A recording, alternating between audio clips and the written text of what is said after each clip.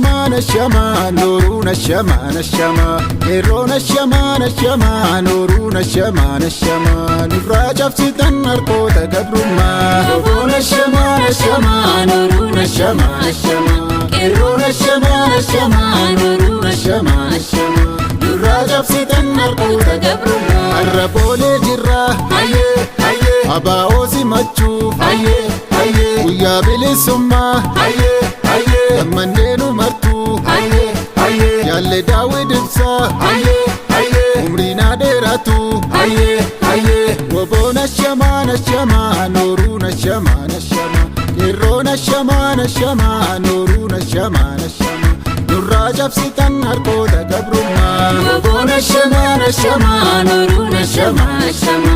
ero nashama nashama noru nashama nashama nurra jabsitan harkoota gabrummaa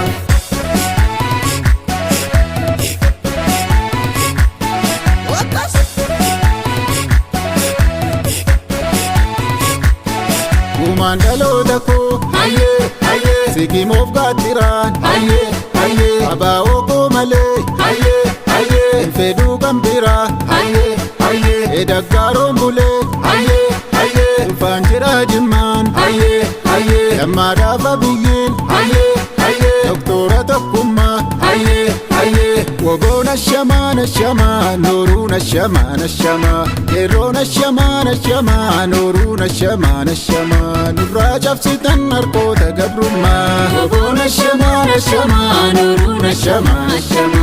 ero nashama nashama noru nashama nashama nurra jabsitan harkoota gabrummaa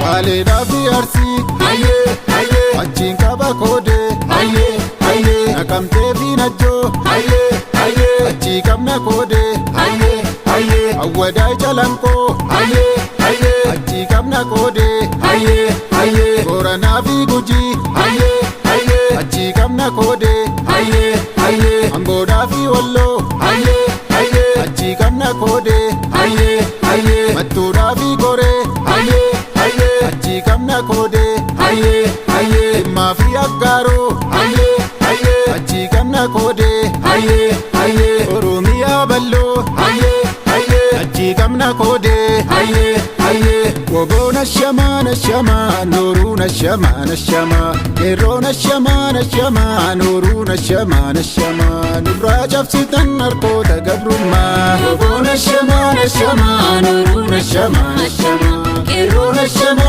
nashama noru nashama nashama nurra jabsitan harkoota gabrummaa